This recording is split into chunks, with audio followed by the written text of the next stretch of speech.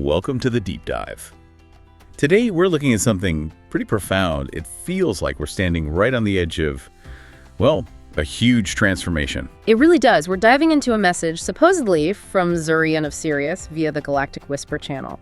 And it's framed as crucial guidance for what many are calling humanity's ascension journey. Right, ascension.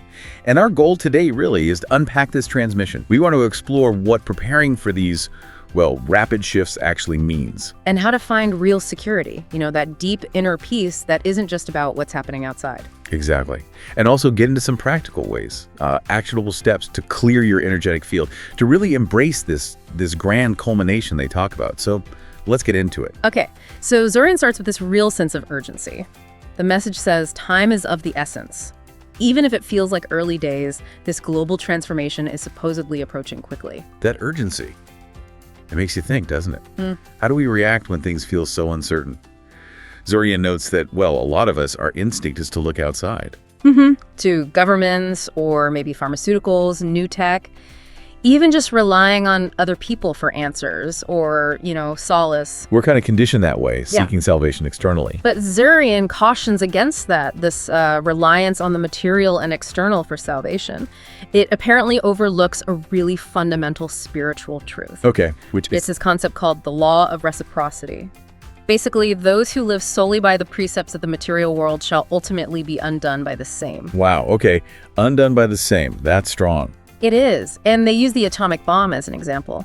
Humanity creates this immense destructive power, and in doing so, basically invites the potential for its own destruction by that same force, living by the sword, Right, living by the sword, dying by the sword, and the message connects this to current times, too. It does. It mentions adversaries having similar capabilities. It really hammers home that point. Yeah. Prioritizing the external world ultimately defines and limits you by its very nature. So if the external isn't the answer, what is? Source.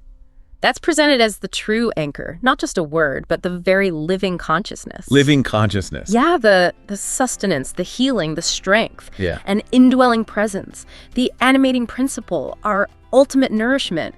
It's described as the core of who we are. Okay, source is the foundation. Yeah. So practically speaking, how do we connect with that or live from that place? Well, Zørrion says it's not enough to just understand this intellectually. The call is to begin living them with every fiber of your being. Embodying it. Like that saying, the world is changed not by your pronouncements, but by your demonstrative example. Actions, not just words. Exactly. And this completely reframes security. Zørrion challenges the idea that our safety depends on, food, money, investments. Well, the external stuff we usually worry about. Right. Instead, your security is inextricably linked to your conscious connection to source. It shifts stability from the outside to the inside. That's a huge mental shift. Yeah. And I imagine it applies to peace as well. Absolutely. Don't chase the illusion of peace born of transient worldly circumstances. Instead, step into the spiritual kingdom where true and abiding peace resides. A peace that's independent of external chaos. And let's be honest, there is, as Zørrion says, much turbulence in your world right now. There is. And in those moments, maybe feeling pain or discord, the message suggests the most powerful and transformative choices simply to be still. Simply be still. It sounds so simple yet profound. How do we actually do that when everything feels like it's swirling? The advice is practical. Yeah. Relax your body. Speak to your mind, internally. Peace, be still. Like the command to the stormy sea. Right. And then rest on that unwavering spiritual cushion. That knowing that source within you is your all-sufficiency. That's where the strength and clarity come from, in that stillness. Okay. Stillness. Now, Zørrion also talks about shifting energies, right? These subtle vibrations influencing us. Yes, exactly. Many people are probably feeling this. You suddenly feel anxious or sad or just off, and you can't figure out why. These subtle energetic shifts can affect emotions, thoughts. And our minds try to latch on to a reason, don't they? Like, oh, I must be feeling this because of X or Y. Right. But Zørrion says sometimes that just makes it worse, like placing a second pair of glasses over the first, rendering your vision even more blurred. It adds confusion. So if we feel lost in that kind of energetic chaos, what's the guidance? What can we actually do? Zørrion offers a 4-step process. Pretty straightforward, actually. First, pause and observe. Just notice the energy signature, body tension, spiraling thoughts, no judgment, just notice. Okay, pause and observe. Step 1. Step 2, breathe and acknowledge. Slow, deep breaths. As you exhale, tell yourself it is perfectly all right to feel whatever you are feeling. It's just energy flowing through. It might not even be yours. Acknowledge it without owning it. Okay, what's third? Third, accept the present. Embrace the moment exactly as it is without fighting it. Like ever-changing weather, this feeling will pass. Resistance just prolongs it. Acceptance. Got it. And the last step. Finally, from that more centered place, take a small action. Ask yourself, what small, manageable action can I take next that would feel genuinely good or bring you a sense of comfort? Just a tiny step forward. It seems very doable, manageable. Yeah. Now, you mentioned some people, starseeds, feel this even more intensely, the sensitivity. Yes, an amplified sensitivity. Zørrion notes many feel this strong urge to retreat inward. And interestingly, the message links this to prevailing cosmic energies, particularly a Piscean influence, encouraging introspection and spiritual connection. That makes sense. It's hard sometimes, isn't it, to tell what you're feeling and what you're picking up from, well, everyone else, like walking into a room and suddenly feeling heavy. Precisely. The human collective is akin to a vast and boundless ocean of interconnected thoughts and emotions. It's a real challenge to distinguish your authentic feelings. That sudden sadness or anxiety might not originate with you at all. So how do we get better at discerning that?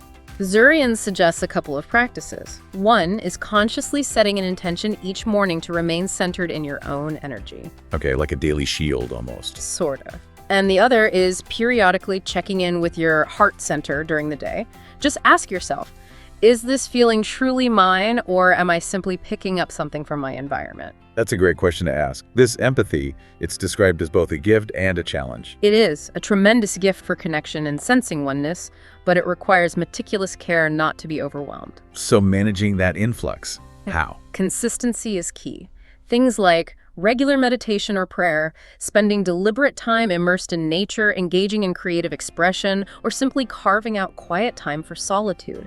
These help you recalibrate. Like hitting the reset button energetically. Exactly. And creating a dedicated sacred space is also recommended. A corner, a spot outdoors, anywhere you can consistently reconnect daily. Maybe through meditation, deep breathing, journaling, or just silence. It recharges you. That daily practice sounds crucial. Now, shifting gears a bit, Zørrion mentioned something fascinating about sleep. Ah, yes. This is quite something. The message claims many of us are actively working with us on a higher plane of existence during our sleep and dream states. Working with? Who? Zørrion and other beings. Apparently so. While our bodies rest, our souls joyfully join with me and other luminous beings of light to help vanquish the remaining shadows and assist the ascension process. Even if we don't remember it, these meetings are supposedly profoundly real and impactful. Wow. Okay. And this ascension, it's not just about Earth, is it? No, the scope is much wider. What happens here benefits the entire solar system and the wider galaxy. As Earth vibration rises, it apparently creates ripple effects that uplift countless other worlds. And we're described as pioneers. Intrepid pioneers, courageous forerunners, those who volunteered to courageously pave the way. It positions humanity, or at least those involved in this consciously, in a very active role. That leads into another interesting parallel Zørrion makes about preparing the way. Yes, comparing awakened starseeds and devoted light workers to John the Baptist, the idea is that they are here to prepare the way for the return of the Christ consciousness on a massive scale. And just to clarify, Christ consciousness here isn't necessarily religious, but more a state of being. Correct. It's described as a universal state, that collective awakening to unconditional love, compassion, unity. The message even says, you are the continuation of the Messiah, carrying that inextinguishable spark of the Christ light. That's a powerful statement. So this shift means the end of the old ways. Zørrion says the definitive endpoint of the old paradigm is indeed drawing near. But crucially, it's framed not as a doom and gloom ending, but only the ending of one particular act and the glorious beginning of a brand new chapter. A new chapter. The fulfillment of a grand mission. Leading to what? A dawn of brilliant light and unconditional love. A time when people remember their connection, realize they're fundamentally one unified people. All the divisions, race, religion, borders just effortlessly fall away. And it even mentions reunion. Yes, a reunion with families from the stars, described as brothers and sisters from worlds far beyond Earth. It directly challenges the idea that humans are confined only to this planet. Mind-bending stuff. And there's mention of a specific event, a solar flash. Right, the great changeover, the long-awaited solar flash. Supposedly, this will happen spontaneously when humanity's collective liberation hits a certain threshold. It's depicted as a massive energetic event from the sun, upgrading the planet. And the message is we're already on a new path. Yeah, that you are actively co-creating this magnificent plan and have already decisively shifted onto a new and exponentially more positive timeline. It's a very hopeful note. Okay, so if this is happening, if we're on this new timeline, how do we best prepare ourselves energetically? Zørrion suggests we do this by consciously activating our highest and most sublime qualities. Things like compassion, inner peace, unconditional love, the power to heal. These are described as being within us already like dormant seeds. Waiting to be awakened. Exactly. But this process, this rapid frequency acceleration, can also stir things up, right? Inner turbulence, old wounds, unresolved traumas. Makes sense, like shaking a snow globe. Kind of, which is why having a comprehensive toolkit of effective spiritual cleansing practices becomes really important. And the best cleansing isn't just like a quick fix, is it? No, the most profound approach is described as living in complete alignment with the divine flow of the Creator, imagining source energy constantly moving through you, like a river of pure light. How does that cleanse? With clear intention, that flow can supposedly wash away all impurities of fear, doubt, and pain, and replace them with new light strength and unwavering confidence. Setting daily intentions helps, like affirming, I am deeply grounded in my essence, or I am consciously receiving the divine flow. Okay, alignment is key. But are there specific techniques offered for that toolkit? Yes, Zørrion provides a few concrete practices. The first one is called the crystal breathing cleanse. Crystal breathing. Okay, how does that work? You close your eyes, ask the crystalline kingdom for help. Visualize a bright, light-filled crystal in your right palm, that's source, your higher self. In your left palm, picture a darker one, maybe smoky quartz, to absorb negativity. Right hand light, left hand dark. Got it. Then you breathe in, drawing pure light from the right hand crystal into your heart, letting it fill your body. As you exhale, you release stress, negativity, pain from your heart, down your left arm, into that dark crystal. So inhale light, exhale negativity into the other crystal. You keep doing that until you feel lighter, clearer. Then visualize merging the two crystals. The light dissolves the darkness into one unified sphere of light, and you place that sphere into your heart or just absorb it. That sounds really beautiful, actually. What's the next one? The flower shower. For this, you imagine a radiant pillar of soft, multicolored light coming down around you.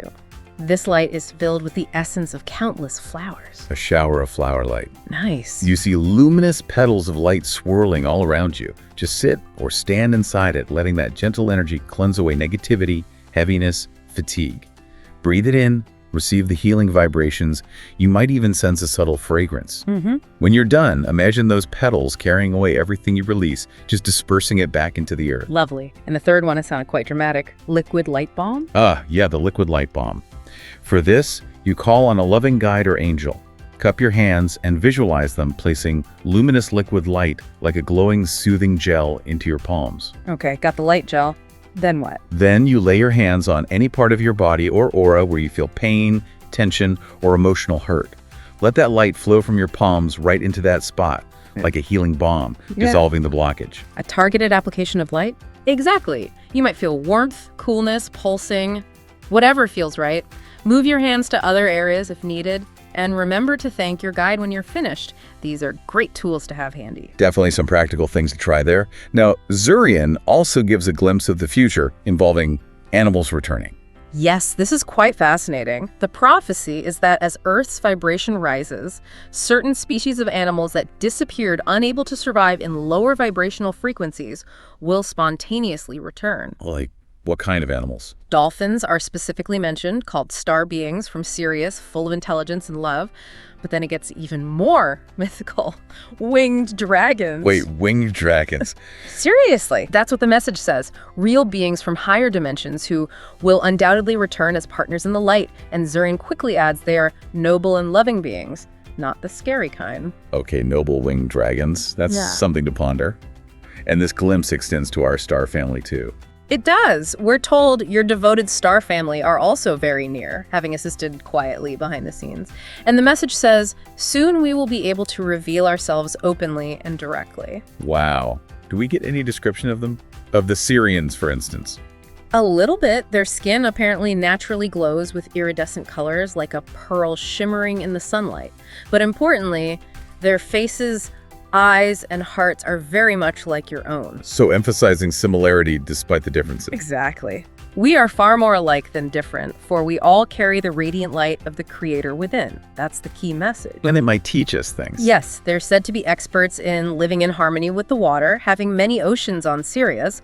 The promise is that when the time is right, they'll reunite openly and gladly teach you many wonderful and enlightening things. What a future indeed. Okay, so wrapping this all up, if you had to boil down Zørrion's core message from this deep dive, what would it be? I think it's fundamentally about shifting your anchor. Ground yourself in source, in that inner knowing. Trust that above all else, the outer world is turbulent, yes, but your real peace, your real security is internal. So focus on that inner connection. Use those tools maybe to clear out the energetic noise and really lean into qualities like love and compassion. Precisely. And remember the bigger picture, this connection to source, to each other, maybe even to star families. The message strongly affirms you are loved, you are supported, and you are playing a vital role. A courageous role even. A courageous role in this incredible ascension journey. So as a final thought for everyone listening, Zørrion talked about those divine qualities within us being like dormant seeds. Mm-hmm. As you reflect on all this, maybe ask yourself, what dormant seed, maybe is greater compassion, maybe perfect inner peace, fearless, unconditional love, what seed will you intentionally choose to awaken and embody first? Knowing it's already there, just waiting.